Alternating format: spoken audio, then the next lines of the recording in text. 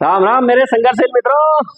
और किसान के हाल चाल सब आनंद मंगल हो। देखो बढ़िया चल रहा है आपका लाइट वाला पार्ट यानी प्रकाश। अब यानी इसके अंदर आप जो पढ़ रहे थे दोस्तों परावर्तन, है ना। तो परावर्तन में अपन ने परिभाषा देख ली थी परावर्तन की। इसके बाद में परावर्तन के नियम देख लेते। तो परावर्तन के प्रकार भी आते हैं, विसरित परावर्तन और नियमित परावर्तन, लेकिन ये ज्यादा पूछे जाने वाली चीज नहीं है। तो यानी कहने का मतलब जो विसरित यानी प्रकाश जो होता है ना, हमें दीवारें वगैरह होती, जो सरफेस खुरदरी होती है, तो खुरदरी जो सतह होगी वहां विसरित परावर्तन होगा, यानी किरणें टकरा टकरा कर चारों तरफ फैल जाएगी। जैसे आपका कमरा, अगर कमरे में अभी मान लो चिकनी पृष्ठ होती तो उसमें प्रकाश आपका बिल्कुल बड़को पड़तो, आपका चलको पड़तो रहतो आख्या में। तो इलिए दीवार लकड़ी बनावा खुरदरी, खुरदरी से प्रकाश चारों तरफ फैल जाता है, वो होता है विसरित परावर्तन। समझ में आ गई। और जो नियमित परावर्तन होता है उसकी जो सतह कैसी होती है दोस्तों, चिकनी, जैसे कि कांच है ना, तो बिल्कुल प्रकाश है और सीधा इस तरफ जाएगा, ठीक, यानी बिल्कुल बीम के रूप में। तो अपन इसके बाद में पढ़ा था आपने प्रकाश, जो इसके अंदर परावर्तन में जो आपने दर्पण पढ़े थे, समतल दर्पण मैंने पढ़ा दिया आपको, अवतल दर्पण और उत्तल दर्पण के बारे में बढ़िया ढंग से आपने कल देख लिया था और वीडियो भी आपको अच्छा लगा होगा। चलो साहब, अब इसके बाद में वैसे आपके क्या है कि दोस्तों न्यूमेरिकल क्वेश्चंस कम आते हैं, लेकिन ठीक है, मेरा मन ने कहा कि यार चलो कोई ना कोई अपन कसर नहीं छोड़ते, थोड़े बहुत अपन बता देते हैं इसके बारे में। लेकिन इसके डिटेल में मैंने बहुत क्वेश्चन सोल्व करवाए हैं दोस्तों। 10वीं के वीडियो, 10वीं के प्रकाश का आप देखेंगे तो आपका दिमाग खुल जाएगा।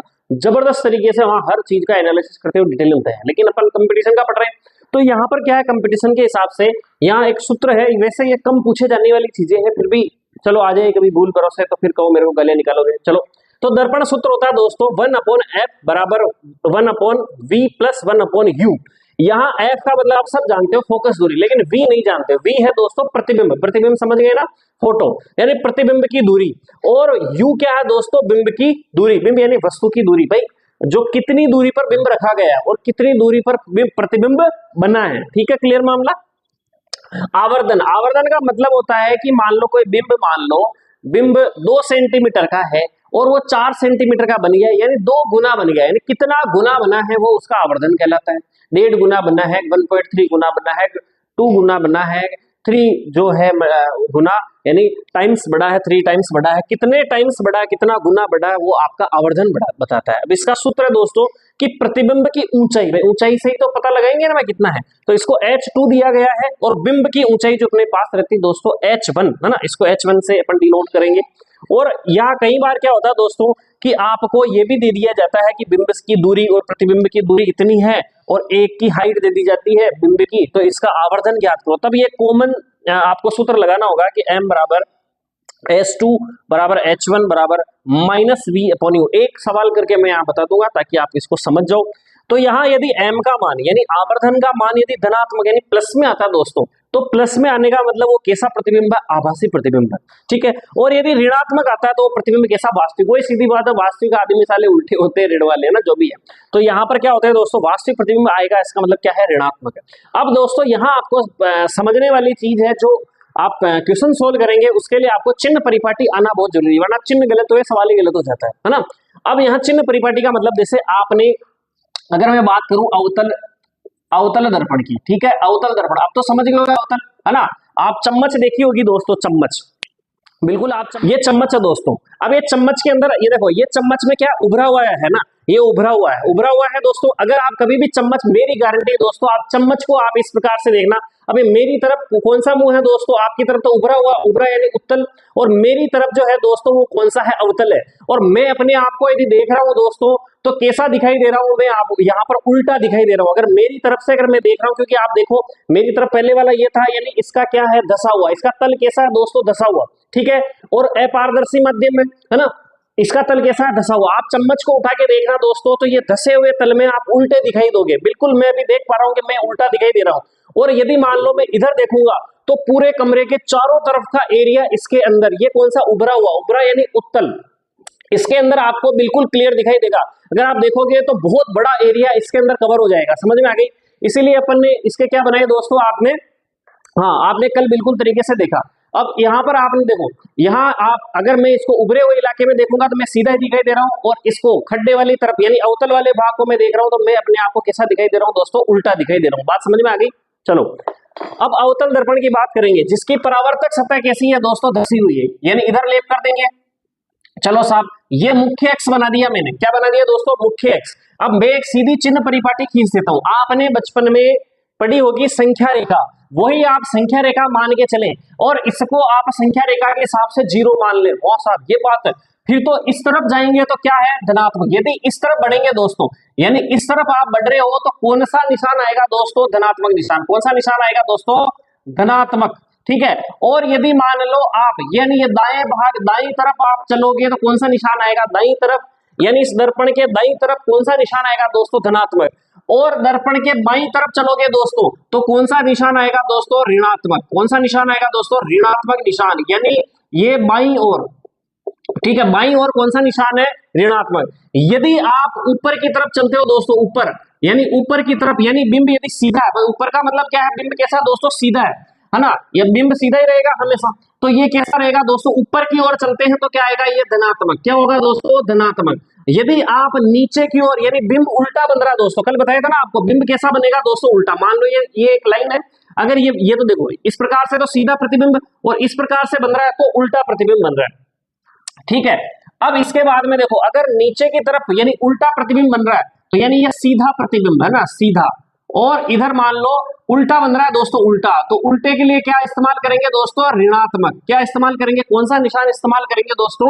ऋणात्मक। समझ में आ गई?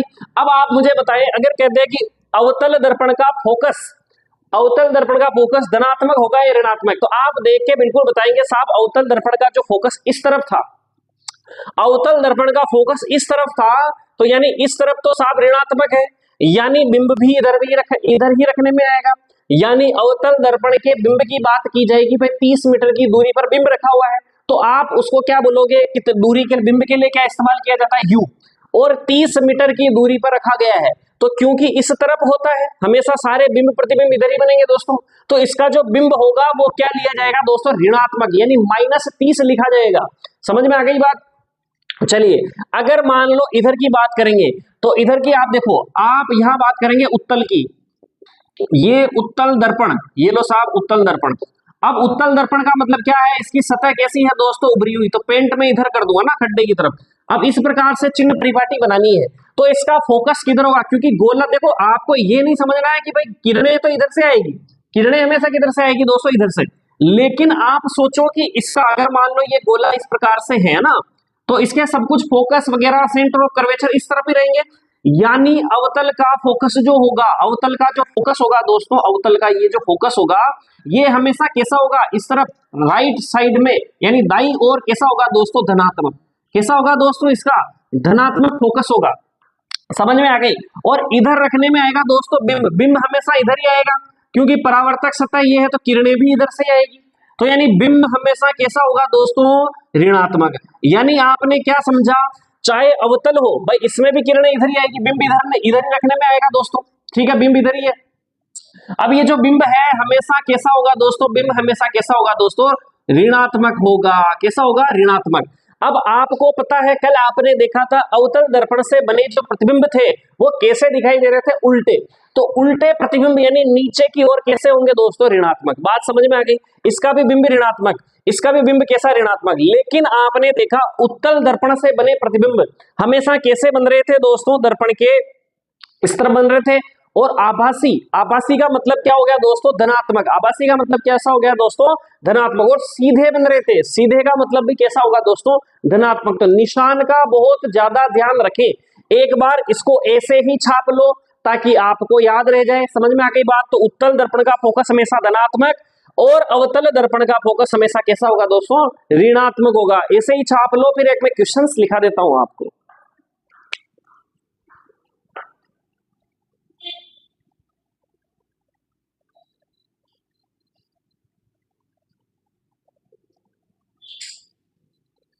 दोस्तों यहाँ क्वेश्चन है, अवतल दर्पण की फोकस दूरी कितनी है दोस्तों? आपको 20 सेंटीमीटर है। तो अवतल दर्पण, आप इसका पहले सॉल्यूशन निकालने से पहले आप एक छोटा सा आप रफ इस प्रकार से लिख लेंगे कि अवतल दर्पण बना लेंगे, ताकि आप कंफ्यूज नहीं हो चिन्ह परिपाटी में। और इस प्रकार से मुख्य एक्स बना देंगे। आप पता है कि यहाँ फोकस होता है, यानी दर्पण के लेफ्ट साइड में फोकस है, तो यानी इसका फोकस कैसा होगा दोस्तों? ऋणात्मक। और कितना दे रखा है दोस्तों? 20 सेंटीमीटर दे रखा है। समझ में आ गई? बिंब की दूरी, बिंब हमेशा इधर रखा जाएगा दोस्तों, बिंब इधर रखा जाएगा, तो बिंब को आप बोलते हो दोस्तों यू, बिंब को क्या बोलते हैं यू, और यू है 30 सेंटीमीटर, और निशान कौन सा आएगा आपको पता है कि दर्पण से बाईं तरफ रखा हुआ है, तो हमेशा बिंब हमेशा माइनस ही आएगा। इसके अलावा आपको पूछा गया दोस्तों प्रतिबिंब की दूरी, यानी वी पूछा गया दोस्तों, क्या पूछा गया दोस्तों, वी आपको पूछा गया है, यानी प्रतिबिंब की दूरी आपको क्या करनी है, ज्ञात करनी है। अब देखो इसको, यहां आपको यहाँ जो फॉर्मूला है वो लिख देता हूं मैं, 1/f equal to 1/v plus 1/u। जब आप लेंस के अंदर सोल्व करोगे तो यहाँ पर माइनस आ जाएगा और कोई ज्यादा अंतर नहीं आता है। तो जो है मैं वैल्यू पुट अप कर देता हूं दोस्तों, 1/f की जगह मैं रख देता हूं 1/-20, ठीक है, बराबर 1/v अपने को पता नहीं है, एज इट इज लिख दीजिए, और u का मान कितना है दोस्तों आपको -30 है। चलो साहब, अब क्या करेंगे, पक्षांतरण करेंगे, यानी इसको उधर की तरफ ले जाएंगे, 1/20 को, इतना तो सब जानते हो मैथमेटिक्स, तो ये केवल और 1/v इधर आ जाएगा, 1/v इधर आ जाएगा, तो ये हो गया माइनस, भाई इधर आएगा तो किसमें हो जाएगा, माइनस में हो जाएगा, और ये उधर जाएगा, तो यानी पहले 1/-30 और ये उधर जाएगा तो प्लस का आ जाएगा साहब, ये लो साहब 1/ ये प्लस का 20। चलिए साहब, अब हम बात करते हैं दोस्तों 30 और 20 का लघुत्तम कितना था, आप सब जानते हो 60 आएगा, तो इसका क्या होता है दोस्तों 2 और ये माइनस प्लस के क्या हो जाएंगे दोस्तों, यहाँ पर 30 का भाई 30 बार चला जाएगा, और यहाँ पर 3 है ना, तो 3 बार चला जाएगा, 3 हो जाएगा, तो प्लस का तो 3 हो गया, और यहाँ पर माइनस का 2 हो गया, तो प्लस माइनस की क्रिया हमेशा घटाने वाली होती है, तो यहाँ पर क्या किसका निशान हो जाएगा, 1 क्या हो जाएगा दोस्तों 60 आ जाएगा, 1 क्या आ गया दोस्तों 60, यानी आपके पास में क्या निकल के आया 1-1/v बराबर क्या निकल के आएगा दोस्तों 1/60, तो v के बराबर अपन 60 रखेंगे, यानी इसको उल्टा कर दो, तो v बराबर, अच्छा ये निशान आपको सबको पता है कि ये अंक पर चला जाता है, इतनी तो गणित आती है, तो यानी क्या हो गया दोस्तों -60, यानी v का मान, यानी जो प्रतिबिंब की दूरी है वो कितनी आ गई, 60 सेंटीमीटर की आ गई, यानी v बराबर -60 आ गई सेंटीमीटर, यानी 60 सेंटीमीटर की दूरी हो गई, और ऋणात्मक निशान क्या दर्शा रहा है दोस्तों कि ये दर्पण से बाईं ओर बन रहा है, वही होता है अपन सब जानते हैं, एक बार उतार लो इसको फिर आगे की ओर चलते हैं। अपवर्तन,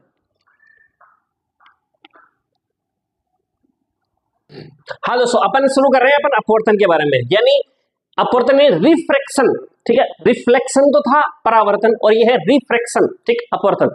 अच्छा अपवर्तन क्या होगा, सबसे पहली बात तो आपको ये याद रखनी होगी, परावर्तन में माध्यम कौन सा था दोस्तों, अपारदर्शी माध्यम, यानी जिसके आर पार प्रकाश नहीं जा पा रहा था, समझ में आई।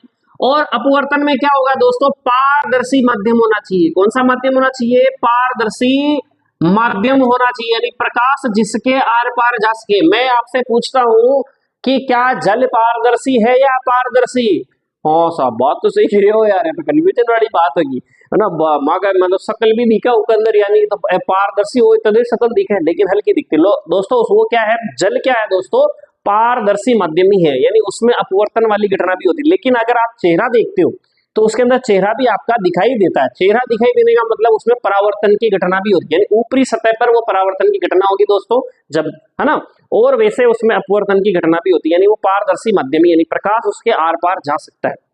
चलो साहब, प्रकाश की सबसे पहले बात बता दें दोस्तों कि जो प्रकाश होता है, चलो पहले एक बात बताओ, यहाँ माध्यम समझे, माध्यम समझे तो माध्यम एक बार मैं आपको समझा देता हूँ। माध्यम तो ठोस भी होगा, कोई भी ठोस पदार्थ के अंदर, कोई जैसे कांच का स्लेब आपने देखा होगा जिसके पीछे कोई लेप लगा नहीं हो, तो कांच एक कौन सा माध्यम है दोस्तों, ठोस माध्यम है, समझ में आ गई।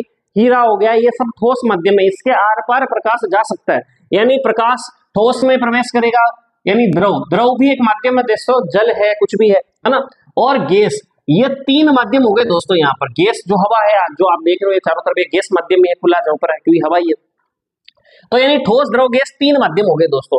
यानी इससे अपन यहाँ बहुत काम की चीज है अपवर्तन के अंदर। अपवर्तन की परिभाषा मैं आपको बता देता हूँ दोस्तों। अपवर्तन में होगा क्या दोस्तों कि यहाँ पर मान लो मैं रख देता हूँ यहाँ पर कांच का स्लेब, ध्यान देना बहुत ही तगड़ी बात है ये अपवर्तन, यहाँ समझ जाओगे।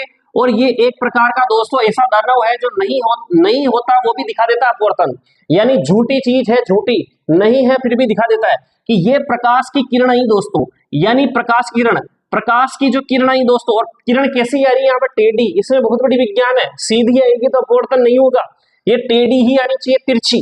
जब प्रकाश की किरण, अब ये बाहर कौन सा माध्यम है दोस्तों, वायु, वायु का मतलब कैसा माध्यम है दोस्तों, विरल माध्यम, कैसा माध्यम है दोस्तों, विरल का मतलब क्या होता है, वायु में इनके किरण क्या होते हैं, दूर दूर होते हैं, विरल माध्यम में हल्का माध्यम है। चलो, और ये क्या दोस्तों, ये कांच का स्लेब है। कैसा माध्यम है दोस्तों, ये ठोस, यानी इसका माध्यम कैसा हो गया दोस्तों, ठोस, यानी सघन माध्यम हो गया दोस्तों। कौन सा माध्यम हो गया, सघन माध्यम हो गया। अब क्या होता है, वही नियम जो परावर्तन में लगा था कि ये एक आपतित किरण है, आने वाली किरण। अब ये जो आने वाली किरण है, जो आने वाली किरण और ये जो माध्यम के जहां टच कर रही है वहां पर आपको क्या खींचना है, एक अभिलंब खींचना है। क्या खींचना दोस्तों, अभिलंब खींचना है। अभिलंब अभिलंब क्या कर देते हैं अपन, खींच देते हैं साहब। ये लो साहब, अभिलंब अपन ने खींच दिया। अब जैसे ही अभिलंब खींचेगा, अब किरण प्रवेश कर रही है ठोस से, यानी विरल से सघन माध्यम में प्रवेश करी। सघन भाई ठोस के कण बिल्कुल पास पास होते हैं ना, यानी सघन माध्यम। जैसे ही सघन माध्यम में प्रवेश करेगी, क्या होगा दोस्तों, अब यहां पर एक मैं आपको प्रश्न पूछता हूं कि आप जैसे आप क्या कर रहे हो दोस्तों, बिल्कुल समुद्र के किनारे हो और समुद्रों में अंदर जाने के लिए सुरक्षात्मक देखा ही होगा, कहीं कहीं नदियों में, समुद्रों में जो नहाने जाते हैं ना, गंगा नदी वगैरह कहीं पर भी, तो वहां पर क्या होता है, एक चेन, बिल्कुल चेन, लोहे की चेन लगी होती है ताकि आप उसको पकड़ के सुरक्षित रह सको। वरना हो सकता है कि मान लो कुछ पानी ज्यादा हो कहीं पर, तो आप डूबने की संभावना रहती है, तो उसकी सुरक्षा के लिए एक लंबी चेन लगी होती है। उस चेन को पकड़ते पकड़ते आप चलते हो, समझ में आ गई, चलो, है ना। और अब जैसे ही मान लो आप हवा वाले हो, आपको कहो कि दौड़ के पानी में जाओ, जैसे ही आप क्या करोगे, हवा में तो बढ़िया दौड़ोगे वहां पर, और जैसे ही पानी में जाने लगोगे दोस्तों, पानी में आपकी क्या हो जाएगी दोस्तों, गति क्या हो जाएगी, डाउन होगी, तेज होगी। सब डाउन हो जाए, बिल्कुल पानी में जाते ही तो अपनी गति क्या होगी, डाउन होगी। यानी हवा विरल माध्यम में, हल्का माध्यम में, जैसे ही आप सघन माध्यम यानी जल में गए तो आपकी स्पीड क्या हो गई दोस्तों, कम हो गई। बात समझ आएगी, यानी विरल से जैसे ही आप सघन माध्यम में जाओगे आपकी गति कम हो जाएगी, और आप क्या करोगे दोस्तों, उस चेन को पकड़ते पकड़ते चलोगे, उसके सारे सारे अंदर, जैसे जैसे आपको डर लगेगा आगे आगे जाते जाओगे। बात समझ आएगी, चेन को पकड़ के रखोगे। अब दोबारा आपको कहा जाए वापस पानी से बाहर आओ, अब जैसे ही आप थोड़ी दूर चले गए पानी में, और पानी में तो आप धीरे धीरे धीरे चल रहे हो दोस्तों, क्योंकि वो सघन माध्यम है, और जैसे आप बिल्कुल पानी से बाहर निकले, वो जो चेन पकड़ी हुई थी आप निकलते समय, वो चेन आप क्या कर दोगे, छोड़ दोगे, और दूर चेन हट, साला दूर हट जाओ। उस चेन से दूर हट के आप बहुत स्पीड पकड़ दोगे दोस्तों, एकदम गति आपकी क्या हो जाएगी दोस्तों, तेज हो जाएगी। वही नियम दोस्तों यहां लग रहा है। अब आप सोचो कि ये जो चेन है ये अभिलंब है, ये चेन क्या है, विलंब। ये आप हो, ये प्रकाश की किरण आप हो, आपने क्या किया, प्रवेश किया, इसे आप थोड़ी देर भूल जाएंगे, ठोस है, ये द्रव माध्यम, आप सोच लीजिए ये द्रव माध्यम है। और जैसे आप ये समुद्र है, इस समुद्र में जैसे ही प्रवेश करोगे, आप क्या करोगे, इस चेन को पकड़ लोगे, और चेन को भाई सीधे, पहले तो एकदम स्पीड से जा रहे थे, आपकी गति क्या हो जाएगी दोस्तों, कम हो जाएगी। स्पीड जैसे ही सघन माध्यम में जाएंगे आपकी स्पीड कम हो जाएगी, और आपकी जो किरण जानी चाहिए थी दोस्तों ऐसे, है ना, ऐसे जानी चाहिए थी, बिल्कुल इस तरीके से जानी चाहिए थी, लेकिन ऐसे नहीं जाके आप किसको पकड़ोगे, चेन को, यानी अभिलंब को। गति धीरे हो जाएगी तो आप लटक जाओगे, लटकने के कारण ये जो किरण है दोस्तों अभिलंब की ओर झुक जाएगी, यानी क्या हो गई, किरण क्या हो गई दोस्तों, मुड़ गई। किरण का क्या होना, मुड़ जाना।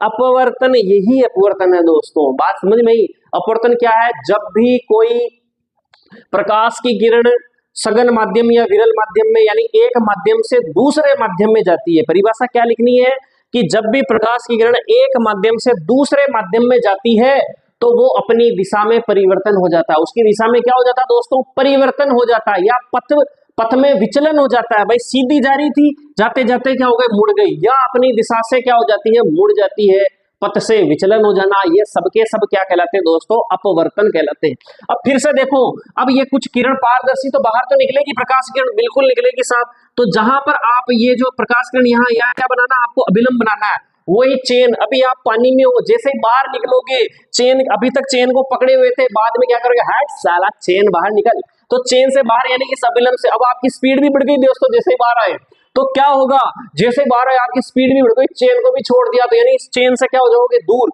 यानी आपकी स्पीड भी बढ़ जाएगी। तो बाहर आते ही क्या हो जाएगा, अभिलंब से आप क्या हट जाओगे दोस्तों, दूर हट जाओगे। बात समझ में आ गई, अभिलंब से क्या हो जाओगे, दूर हट जाओगे। अब जाना चाहिए था तो भाई आप अगर माने तो जाना चाहिए था, देखा सीधी सीधी खींचे तो ऐसे जाना चाहिए था, लेकिन आप चले गए दोस्तों ऐसे। अब वास्तविक किरण अगर आप यहाँ पर आंख टिका के बैठे हो दोस्तों, यदि आप आंख टिका कर यहाँ पर बैठे हुए है ना, यहाँ पर यदि आपकी आंख है और आप इसको देख रहे हो तिरछे होकर, तो आप क्या देखोगे, ये जो प्रकाश की किरण है, ये जो प्रकाश की किरण दोस्तों कैसे जानी चाहिए थी, ऐसे जानी चाहिए थी, यानी यहां से आपको ये क्या हो गई, मुड़ी हुई दिखाई देगी। यानी अगर कोई ये लकड़ी है दोस्तों, जो पानी में डूबी हुई लकड़ी, आप देखते होंगे पानी में डूबी हुई लकड़ी आपको मुड़ी हुई दिखाई देते हैं। आज जाना और आप एक कांच का गिलास लेना, उसमें आप पेंसिल रखोगे दोस्तों, तो पेंसिल आपको कैसी दिखाई देगी दोस्तों, मुड़ी हुई दिखाई देगी। कैसी दिखाई देगी? तो देखो दोस्तों, अपवर्तन के कारण ये जो देखो इस कांच के ग्लास में आप देख सकते हो कि जो पेंसिल है वो आपको अगर तो इसे टेढ़ी रख दी मैंने पेंसिल, अगर आप इसको देख रहे हो तो ये थोड़ी सी कैसी दिखाई दे रही है दोस्तों, ध्यान से देखो, थोड़ी सी मुड़ी हुई आपको क्या होती है, मुड़ी हुई दिखाई दे रही है। ये भी सब किसके कारण होता है दोस्तों, अपवर्तन के कारण होता है। पेंसिल किसके कारण दिखाई दे रही है मुड़ी हुई, अपवर्तन के कारण दिखाई दे रही है। तो समझ में ये आपके मैंने आपके प्रैक्टिकल बता दिया है कि वो पेंसिल कैसी मुड़ी हुई दिखाई देती है। तो यही प्रकाश की किरण जब एक माध्यम से दूसरे माध्यम में जाएगी तो अपने पथ से क्या हो जाती है, विचलन हो जाती है। इसे क्या कहते हैं, अपवर्तन करते हैं। और जैसे ही आप दो नियम यहाँ लग गए दोस्तों, यदि आप किस माध्यम से पहले किस माध्यम से गए, विरल से, किससे गए दोस्तों, विरल से सघन माध्यम में यदि आप प्रकाश की किरण प्रवेश करेगी तो क्या होगा दोस्तों, अभिलंब की ओर झुक जाएगी। सघन यानी उसकी गति कम हो गई, ऊर्जा डाउन, मतलब ये डाउन हो जाएगी। तो ये आप समझ सकते हो, यानी अभिलंब की ओर झुक जाएगी, अभिलंब की ओर झुक जाएगी, है ना, झुक जाएगी। और जैसे ही आप सघन से विरल में जाओगे, सघन से विरल, पूर्ण आंतरिक परावर्तन पढ़ेंगे दोस्तों जब, ये बहुत काम की चीज होगी। सघन से विरल में जाओगे दोस्तों तो क्या होगा, अभिलंब से दूर हट जाएगी, अभिलंब से दूर हट जाएगी, अभिलंब से क्या हो जाएगा, दूर हट जाएगी। आई बात समझ में? अच्छा, अब अगला है अपवर्तन के नियम। क्या दोस्तों, अपवर्तन के नियम। अब आप यहां देख के बताओ दोस्तों, सबसे पहली बात तो परावर्तन का जो पहला नियम वो भी इसी का ही है। ये कौन सी किरण है दोस्तों, आपतित किरण। कौन सी दोस्तों, आपतित किरण। और ये कौन सी किरण है दोस्तों, जो ये परावर्तित किरण है। चलो अपन इसको नीचे वाली को माने या इसको माने, जो भी माने आप समझ सकते हो। ये कौन सी है दोस्तों, परावर्तित किरण, सॉरी अपवर्तित किरण। ये कौन सी किरण है दोस्तों, अपवर्तित किरण, यानी यहां पर। और ये क्या है, अभिलंब, तो वही आपतित किरण, अपवर्तित किरण और अभिलंब जो होंगे वो एक ही तल में होंगे दोस्तों, एक ही तल में होंगे। और ये देखो, ये जो कोण है दोस्तों, ये कौन सा कोण है, आई, ठीक है, यानी आपतित कोण। और ये कौन सा कोण है दोस्तों, परावर्तित कोण। कौन सा कोण है दोस्तों, परावर्तित कोण। अब लेकिन ये हमेशा उसमें पढ़ा है आपने, बराबर होगा, ये बराबर नहीं, ये बराबर नहीं होगा। अब आप देखते होंगे यहाँ कोण ज्यादा है, यहाँ कोण कम है, लेकिन अगर वापस बात करें तो ये आई हो जाएगा और अगले के लिए क्या हो जाएगा, आर।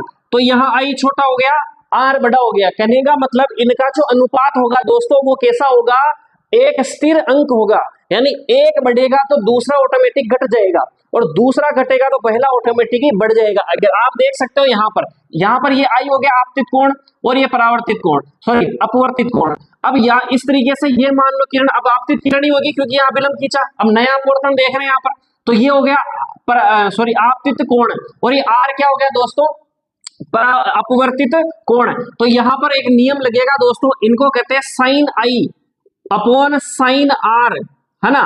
इनका मान क्या होता है दोस्तों, स्थिरांक। और एग्जाम में कई एग्जाम में पूछा गया, इनको कौन सा नियम कहते हैं दोस्तों, स्नेल का नियम कहते हैं। कौन सा नियम कहते हैं दोस्तों, स्नेल का नियम कहते हैं। यानी इसको बोलेंगे अपन कि आपतित कोण की ज्या, आई का मतलब यहाँ पर साइन का मतलब क्या हो जाएगा दोस्तों, ज्या, और अपवर्तित कोण की ज्या यानी साइन आर, इन दोनों का मान क्या होता है दोस्तों, स्थिरांक होता है। इसे कहते हैं अपन स्नेल का नियम। तो अब मैं आपको और इसके अंदर और उदाहरण भी बता देते हैं। तो जैसे आप कभी देखा होगा अपवर्तन के और कौन कौन से उदाहरण, जैसे आप जल के अंदर आप वापस लेना, कटोरी लेना, कांच की गिलास लेना, जो भी आप ले, उसके अंदर एक सिक्का डालना दोस्तों, सिक्का डालना और सिक्का आपको उठा हुआ दिखाई देगा। सिक्का कैसा दिखेगा दोस्तों, आपको उठा हुआ दिखाई देगा, ठीक। इसके अलावा पेंसिल मैंने भी आपको बताई कि पेंसिल कैसी देखी, आपको मुड़ी हुई दिखाई देगी। पेंसिल कैसी दिखाई देगी, मुड़ी हुई। अपवर्तन के कारण ही सूर्योदय जो होता है दोस्तों, देखो ये मान लो क्षितिज है, क्षितिज का मतलब क्या होता है कि जहां आसमान और पृथ्वी मिलती हुई दिखाई देती है, और यहां से सूर्य महाराज आ रहे हैं दोस्तों ना, और ये पृथ्वी है। अब होगा क्या दोस्तों कि यहाँ पर भाई सूर्य के आसपास कैसा है माध्यम, विरल माध्यम, जैसे पृथ्वी के यहाँ पर कैसा माध्यम हो जाएगा, थोड़ी गैस ज्यादा है, धूल के कण है, तो सघन माध्यम हो जाएगा। तो वो विरल माध्यम सघन माध्यम के कारण क्या होता है दोस्तों, यहाँ पर किरणें मुड़ती है। यानी ये तो जानी चाहिए थी दोस्तों, सूर्य की किरणें भाई ये तो नीचे है पृथ्वी के, तो यानी ये किरणें ऊपर जा रही होगी बेचारी। तो जैसे ही ये इधर सघन माध्यम में आई तो ये अभिलंब खींचेंगे और जानी चाहिए थी ऐसे, लेकिन ये क्या करेगी, अभिलंब की ओर मुड़ जाएगी, यानी थोड़ी सी नीचे झुक जाएगी, थोड़ी सी नीचे झुक जाएगी। अगर आप यहाँ देख रहे हो तो यानी जो सूर्य भाई अपने को दिखाई देता, किरणें आएगी, उसका प्रतिबिंब किरणों के द्वारा ही दिखाई दे रहा है। तो ये जो सूर्य है दोस्तों, अगर इसको पीछे की ओर बढ़ाओगे किरण को, जो आपकी आंख में जा रही है, तो सूर्य यहाँ पर आपको दिखाई देगा। यानी सूर्योदय के समय आपको सूर्य 2 मिनट पहले 2 मिनट पहले दिखाई देता है। और इसी प्रकार से अब सूर्य महाराज अस्त हो गई, ये लो साहब सूर्य अस्त हो गया। सेम वही कंडीशन दोस्तों कि अस्त होने पर किरणें तो भाई सूर्य है तो सही ना, अस्त हो गया मतलब अपने पृथ्वी पर जो अपना गोलार्ध वहां पर सूर्य नहीं दिखाई दे रहा, थोड़ा नीचे चला गया। तो यहाँ पर क्या हो रहा था, इसकी किरणें इस प्रकार से गई, लेकिन वापस अपन माध्यम खींचते दोस्तों, जानी चाहिए थी ऐसे, लेकिन वो क्या हो गई दोस्तों, वापस अगर माध्यम के कारण इधर मुड़ गई दोस्तों, है ना। मुड़ने के कारण ये आपकी आंखों में आई, ये आपकी आंखों में आई, तो आपको क्या हुआ कि सूर्य पीछे की तरफ अगर घुमाते हैं इसको तो सूर्य आपको यहां दिखाई देगा, क्योंकि किरणों के द्वारा ही आपको सब चीजें दिखाई दे रही। ठीक है, समझ में आ गई ना बात। यानी 2 मिनट बाद तक भी, 2 मिनट बाद तक भी आपको सूर्य दिखाई देता है। यानी सूर्य उदय अगर आपको 2 मिनट जब सूर्य जैसे ही आपको लगे सूर्य उदय हुआ, तो ये वास्तव में आपका भ्रम है, सूर्य उदय नहीं हुआ है। मैंने आपको पहले ही बताया अपवर्तन एक भ्रम है दोस्तों। अपवर्तन क्या है, एक भ्रम है और कुछ नहीं है, जो नहीं है वो दिखाई दे रहा है। जो आपको 2 मिनट तक सूर्य सुबह सुबह दिखाई देते हैं, वास्तव में सूर्य उदय नहीं हुआ है, 2 मिनट बाद होगा, लेकिन अपवर्तन के कारण दिखाई दे रहा है। और जो सूर्यास्त के 2 मिनट बाद तक भी आपको दिखाई देता है, वो वास्तव में सूर्यास्त हो चुका है, सूर्य महाराज जा चुके हैं, लेकिन अपवर्तन के कारण 2 मिनट आपको एक्स्ट्रा दिखाई दे रहे हैं। यानी दिन का अवधि कितनी बढ़ गई, 2 मिनट सुबह और 2 मिनट शाम को, यानी दिन की अवधि अपवर्तन के कारण कितनी ज्यादा हो जाती है दोस्तों, 4 मिनट ज्यादा हो जाती है। आपने देखा होगा बगुला मछली जो जा रही होती है पानी में, तो उस बगुले को पता है दोस्तों कि क्या होगा, अगर अपन सोचे कि मछली को पकड़े तो अपन तो क्या करेंगे, अपने को तो वो उठी हुई दिखाई दे रही है अपवर्तन के कारण, है नीचे, लेकिन अपने को क्या हो रही है दोस्तों, उठी हुई दिखाई दे रही है ऊपर। तो अपन सोचेंगे ले मछली पकड़ो, जब तक वो मछली महाराज भाई अपने तो मुट्ठी यहाँ बांधी क्योंकि अपने को यहाँ दिखाई दे रही थी, अब मछली कहाँ दोस्तों, यहाँ नीचे, तो वो तो फटाफट उसको तो सुरक्षा महसूस होगी, तो वहां से भाग जाएगी, आपके हाथ में नहीं आएगी। लेकिन बगुला बहुत शाना है, वो अपवर्तन जानता है, वो जानता है कि जो मछली दिखाई दे रही है आपको, वो एक टांग ऊपर करके रखता है, उसको पता चला है कि ये मछली थोड़ी नीचे, अपवर्तन के कारण अपने को क्या दिखाई दे रही है, ऊपर दिखाई दे रही है, तो फट से टांग को क्या नीचे, ज्यादा नीचे ले जाता है और मछली को पकड़ लेता है दोस्तों। वो अपवर्तन जानता है, अपन अपवर्तन नहीं जानते। समझ में आ गई बात। तो इस प्रकार से मैं आपको अपवर्तन की परिभाषा, नियम, ये वाला डायग्राम और इसके जो सघन विरल माध्यम में क्या होता है, ये सब कुछ लिखा देता हूं। ओके,